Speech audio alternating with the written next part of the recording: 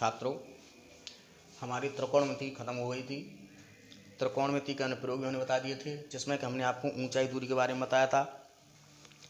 अब इससे next chapter है वृत्तों से संबंधित क्षेत्रफल। तो वृत्तों के आकार आपने देखे होंगे, जैसे आयताकार, ये ब्लैक बोर्ड है, ये आयताकार है।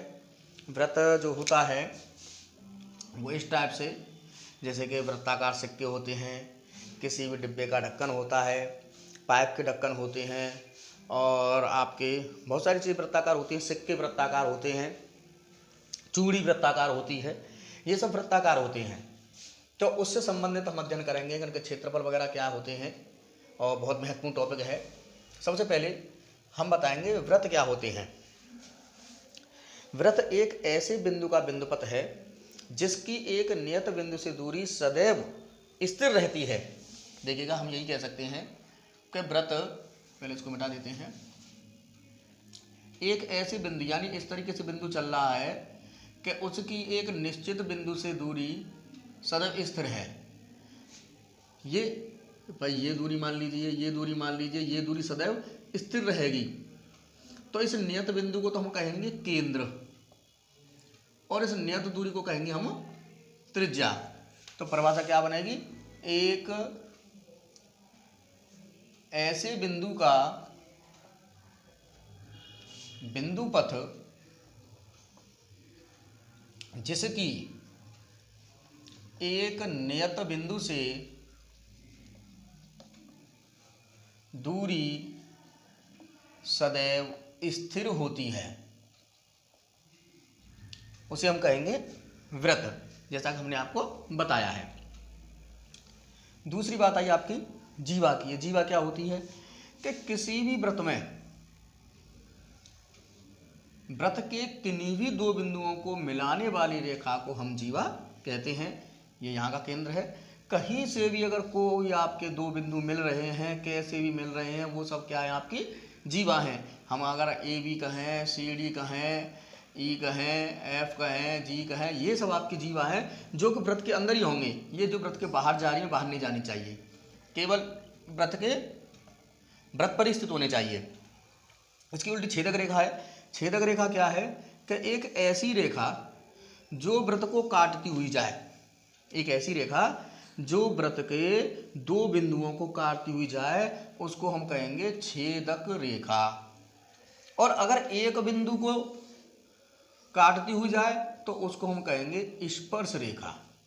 तो छेदक रेखा और स्पर्श रेखा अंतर रखेंगे, और जीवा में भी अंतर रखेंगे। अगर ये पॉइंट केवल वृत्त पर स्थित हैं तो वो तो जीवा है, ये दोनों बिंदु वृत्त पर स्थित हैं। लेकिन ये जो रेखा क्या है कि ये रेखा वृत्त के दो बिंदुओं को काटती हुई जा रही है, इसलिए हम इसको प्रतिच्छेद रेखा या छेदक रेखा कहेंगे। और एक बिंदु पर काटती हुई जाती है या छूती हुई जाती है, उसको हम स्पर्श रेखा कहेंगे। व्यास क्या होता है?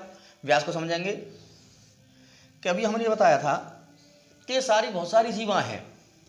ये केंद्र है, तो ये जीवा है, ये जीवा है, ये जीवा है, और एक जीवा ऐसी भी होगी जो केंद्र से होकर के जाएगी। केंद्र से होकर जाने वाली जीवा को व्यास कहते हैं।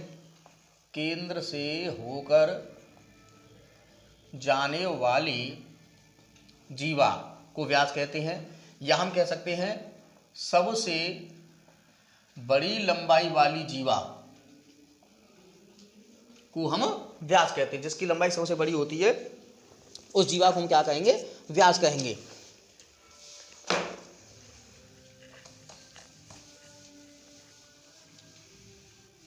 देखिएगा कि ये हमने यहां पर व्यास बनाया है, ये व्यास है, और हमने भी बताया था कि ये यहां से यहां तक आपकी त्रिज्या थी, तो यहां से यहां तक ये भी त्रिज्या होगी। तो और ये जो व्यास है, ये मान के चलो ए बी है और ये ओ है, तो व्यास जो है वो है आपका ए बी। तो ये ए ओ प्लस ओ बी के बराबर होगा। ए ओ भी त्रिज्या है और ओ भी त्रिज्या है, तो जो व्यास होगा वो त्रिज्या के दुगने के बराबर होगा। इंग्लिश में डायमीटर बोलते हैं इसको, और त्रिज्या को रेडियस बोलते हैं। तो D = 2R। सवाल में कभी कभी क्या है कि अगर हमें व्यास दिया गया है तो उसको आधा करके हम त्रिज्या प्रयोग करके, सूत्र में हमें ज़्यादातर जो सूत्र हैं वो त्रिज्या के पदों में है, तो व्यास दिया है तो उसको त्रिज्या में कन्वर्ट करके जब सूत्र में लगाएंगे जब ही हमारा उत्तर आएगा। और कभी कभी व्यास के पदों में भी सूत्र होते हैं तो उसको सीधे हम व्यास में लगा देंगे। ठीक, अब आई हमारी चाप। ये चाप क्या है?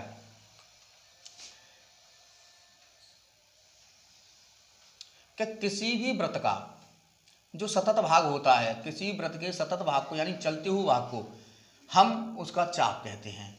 तो अगर हम ये O मान लें, ये A है, ये B है, ये P है, तो ये जो है आपका, और इसको सॉरी Q है और ये B है P, तो ये जो APB है ये क्या है आपका चाप। और चाप को हम इस तरीके से दर्शाते हैं कि अगर इस तरीके से बना हुआ है APB और गुम्बद जैसा, तो इसका मतलब ये चाप AB दर्शा रहा है, और ये आपका ये वाला चाप है, ये वाला, तो ये लघु चाप है। और जो बाकी हिस्सा रह गया है कौन सा, BQA, ये दीर्घ चाप होगा, और ये लघु माने छोटा, दीर्घ माने बड़ा, एक दीर्घ चाप है और एक आपका लघु चाप है।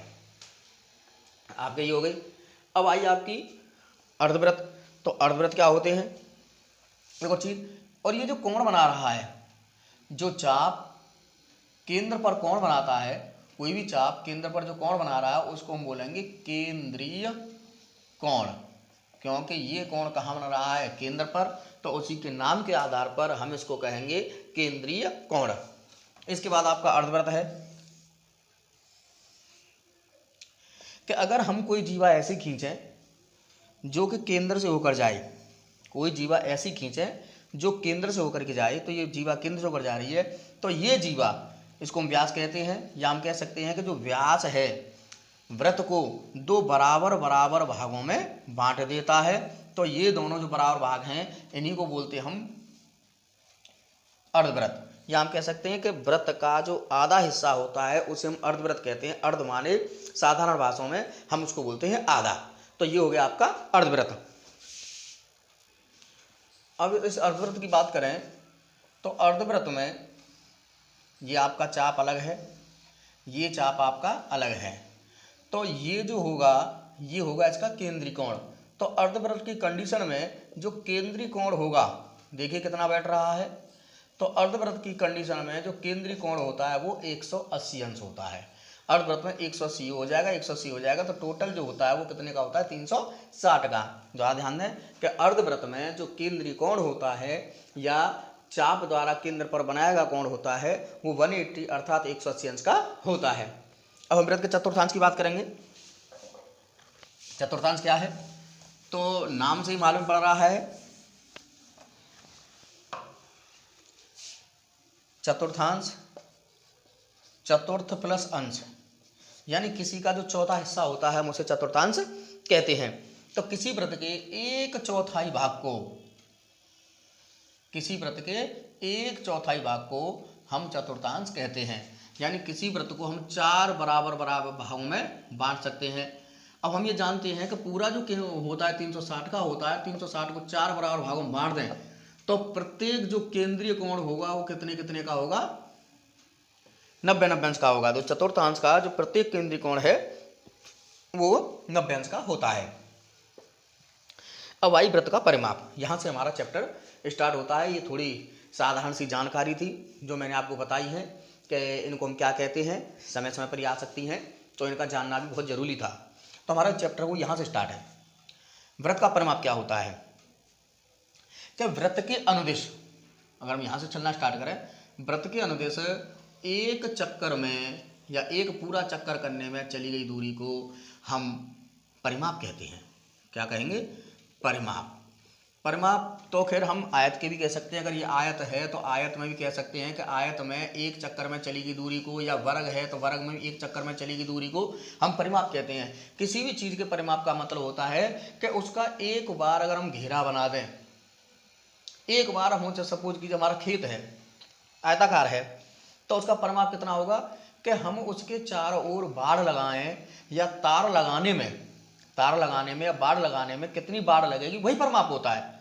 एक चक्कर में चली दूरी को परिमाप कहते हैं। लेकिन हम जो व्रत है, व्रत को परिमाप न कह करके हम परिधि कह देते हैं। क्या कह देते हैं यहाँ पर? परिधि कह सकते हैं। तो यहाँ पर हमारे एक गणितज्ञ थे आर्यभट्ट। आर्यभट्ट ने खोज की थी और ये 476 से लगभग 500 ईसा पूर्व के बीच की बात है। तो उन्होंने बताया था कि किसी भी वृत्त की परिधि और व्यास का अनुपातिक नियतांक आता है, चाहे कितने भी आप परिधि और व्यास को निकालें, एक वृत्त ये लिया, एक वृत्त ये लिया, एक ये लिया, इसकी परिधि व्यास निकाला, इसकी परिधि व्यास निकाला, इसकी परिधि, हर बार जो अनुपात आता है वो एक कांस्टेंट आता हो जिसको हम बोलते हैं पाई। और आप पहले पढ़ चुके हैं, पाई एक अपरिमेय संख्या होती है। लेकिन अपनी सुविधा की दृष्टि से हम पाई का मान लगभग 22/7 मान लेते हैं, क्योंकि 22/7 एक P/Q की फॉर्म में परिमेय संख्या होती है। लेकिन अपनी सुविधा की दृष्टि से माना है, पाई कोई परिमेय संख्या नहीं है, पाई एक अपरिमेय संख्या है। लेकिन सुविधा के लिए कि फिर हमारी कैलकुलेशन में थोड़ा डिफिकल्टीज आ जाएगी, तो इसलिए हम इसको परिमेय संख्या मान लिया है एक्चुअल में अपरिमेय संख्या। क्योंकि इसमें अगर भाग कराते हैं तो एक्यूरेट नहीं आता, भाग चला जाता है, चलता जाता, चल जाता, कभी शेषफल बचता नहीं है। तो पाई की खोज किसने की थी? आर्यभट्ट ने। तो यहाँ पर जो वृत्त की परिधि है, अभी बताया था कि परिधि और व्यास का अनुपात एक नियतांक होता है, इसे पाई बोलते हैं। तो यहाँ से परिधि बराबर हो जाएगा व्यास इंटू पाई, और व्यास की जगह हमने क्या माना था आपका? 2r, तो ये हो जाएगा 2πr। कोई भी जो परिधि होती है वो 2πr होती है। परिधि कह सकते हो, परिमाप कह सकते हो, दोनों एक ही चीज है। अगर हम अर्धवृत्त की बात करें, अर्धवृत्त की परिधि, गौर से समझेंगे इस चीज को, कि अगर हम अर्धवृत्त की परिधि कहिए तो परिधि केवल यहाँ से लेकर के यहाँ तक की चीज मानी जाएगी। परिधि केवल ये वाली चीज, तो पूरी वाली जो थी वो तो 2πr थी, और आधी हो जाएगी 2πr की आधी अर्थात πr। लेकिन अगर मैं परिमाप की बात करूंगा, अर्धवृत्त का परिमाप, तो अर्धवृत्त का जो परिमाप होगा, ये जो है आपका व्यास है, ये त्रिज्या है, तो ये भी त्रिज्या है। तो अर्धवृत्त का परिमाप होगा वो परिधि प्लस व्यास के बराबर होगा, क्योंकि हमने यहाँ से चलना शुरू किया और एक चक्कर में चली गई दूरी को परिमाप कहते हैं। परिधि अलग चीज़ है, यहाँ पर अर्धवृत्त के लिए परिमाप अलग है। अगर परिधि की बात कहेंगे तो πr निकालेंगे, परिमाप की बात कहेंगे तो आपको बता रहा हूँ क्या चीज़ होती है। परिधि हमने πr निकाली थी और व्यास आपका 2r इसमें और जुड़ जाएगा। r कॉमन लेना चाहें तो π+2, ये आपका अर्धवृत्त का परिमाप होता है। एक चीज़ और कि कभी कभी सवाल में आ जाता है कि पहिए द्वारा एक चक्कर में चली दूरी, तो कभी भी अगर पहिया घूम रहा है तो पहिए द्वारा एक चक्कर में चली जो दूरी होगी वो वृत्त की परिधि के बराबर ही होगी, वो वृत्त की परिधि ही होती है। अर्थात आपको परिधि पूछ ली गई है, इसलिए आप इस चीज में डिस्टर्ब न हो, वो परिधि आपको निकालनी है। ये हम जो वृत्त का क्षेत्रफल निकालने जा रहे हैं, तो ये एक वृत्त है जिसकी त्रिज्या हमने मान ली है r। तो इसका क्षेत्रफल हमने मान लिया, एक वृत्त बना हुआ है और इसको हमने खंडों में बांट दिया है। इसके 8 खंड हैं। या एक कागज़ का ले लीजिए और कागज़ का एक वृत्त बना करके उसको इस तरीके से काट लीजिए और मैं उसको फिर फैला दूं, तो फैलने के बाद या पुनर्व्यवस्थित करने के बाद वो इस तरीके से आता है। 1 3 5 7 ऊपर आएंगे और 2 4 6 8 वो नीचे की ओर आएंगे। तो ये जो है पूरी जो यहाँ से यहाँ तक जो पूरी लंबाई थी वो थी परिधि 2πr, और 1 3 5 7 यानी आधी रह गई केवल πr। ऐसे ही नीचे वाली रह गई πr, जब तो पूरी 2πr बैठेगी, आधे हिस्सा ऊपर पहुंचकर आधा हिस्सा नीचे आ गया। इसकी जो लंबाई है वो कितनी हो गई πr, और ये जो है ये क्या है आपकी त्रिज्या है, r है सब। यानी हम कह सकते हैं कि इसकी जो चौड़ाई है ये कितनी है, r के बराबर है। इसकी जो चौड़ाई है वो किसके बराबर है, r के। तो हमने इस वृत्त को खोल करके एक आयत में एक पुनर्व्यवस्थित कर दिया है। तो आयत का जो क्षेत्रफल होता है, लंबाई गुणा चौड़ाई। तो लंबाई कितनी थी पाई आर और चौड़ाई कितनी है आर। तो आयत का क्षेत्रफल जो होता है वो कितना होता है पाई आर स्क्वायर। तो इसलिए यही आपका क्या बन गया था वृत्त। अतः जो वृत्त का क्षेत्रफल होता है वो क्या होता है पाई आर स्क्वायर। और अगर हम अर्धवृत्त की बात करेंगे, अर्धवृत्त का क्षेत्रफल, तो अर्धवृत्त माने इसका आधा। तो पूरा पाई आर स्क्वायर है, इसका आधा कर दीजिए, हाफ पाई आर स्क्वायर हो जाएगा इस वृत्त का क्षेत्रफल। जैसे अर्धवृत्त था उसी प्रकार अगर हम चतुर्थांश का क्षेत्रफल निकालेंगे तो चतुर्थांश माने होता है वृत्त का चौथा हिस्सा। तो पूरे वृत्त का जो क्षेत्रफल था वो था पाई आर स्क्वायर। तो चतुर्थांश अर्थात चौथा हिस्से का जो क्षेत्रफल हो जाएगा वो होगा 1/4 पाई आर स्क्वायर, इसका चौथा हिस्सा। एक होती है वलय, वलय को रिंग भी कह सकते हैं। वलय जो होती है वो इस टाइप की होती है, दो संकेंद्रीय वृत्त। संकेंद्रीय माने जिनका केंद्र एक ही होता है। बाहर वाले की त्रिज्या अगर आपने आर मान ली है और अंदर R1 और इसकी R2 है तो ये वलय है। आपने इस तरीके की टूवल वूवल में पट्टी वट्टी देखी होंगी, ये रिंग पड़ती है। तो इसका क्षेत्रफल हमें ज्ञात करना है। तो जाहिर सी बात है इस पूरे क्षेत्रफल में से अंदर वाले क्षेत्रफल को मैं घटा दूं तो ये आ जाएगा। तो वलय का क्षेत्रफल बराबर पूरे वृत्त का क्षेत्रफल माइनस आंतरिक वृत्त का क्षेत्रफल। पूरे वृत्त का पाई R1 square minus pi R2 square. Pi common ले लेंगे तो R1 स्क्वायर माइनस के R2 स्क्वायर, ये होता है वलय का क्षेत्रफल या रिंग का क्षेत्रफल। कुछ चीज़ और कॉमन है, जैसे कि अगर दो अंतःवृत्त हैं, अंतः स्पर्शी वृत्त हैं जो एक दूसरे को अंदर स्पर्श कर रहे हैं, तो इसकी त्रिज्या R1 है और इसकी त्रिज्या R2 है। तो इन दोनों के केंद्रों के जो बीच की दूरी होगी, वो केंद्रों के बीच की जो दूरी होगी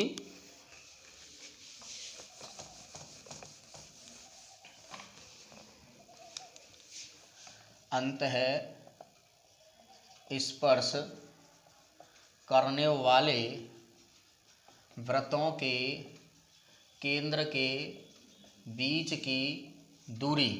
तो ध्यान दें कि अगर हम यहाँ से यहाँ तक पूरा लेते तो ये भी त्रिज्या है, ये कितनी है R1, और यहाँ से यहाँ तक कितनी है R2। तो ये केंद्रों के बीच की दूरी है दोनों की, तो ये हो जाएगी R1 माइनस R2। और अगर यहीं पर बाह्य स्पर्श करेंगे इस तरीके से,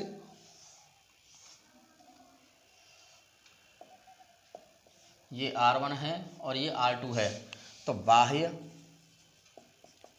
स्पर्श करने वाले वृत्तों के केंद्र के बीच की दूरी, ये दोनों त्रिज्याएं आपकी जुड़ेंगी। तो ये जो वृत्तों से के क्षेत्रफल से संबंधित जो चीज़ें थी वो मैंने आपको सब बता दी हैं। अब मैं नेक्स्ट वीडियो में इससे संबंधित एक्सरसाइज को कराऊंगा।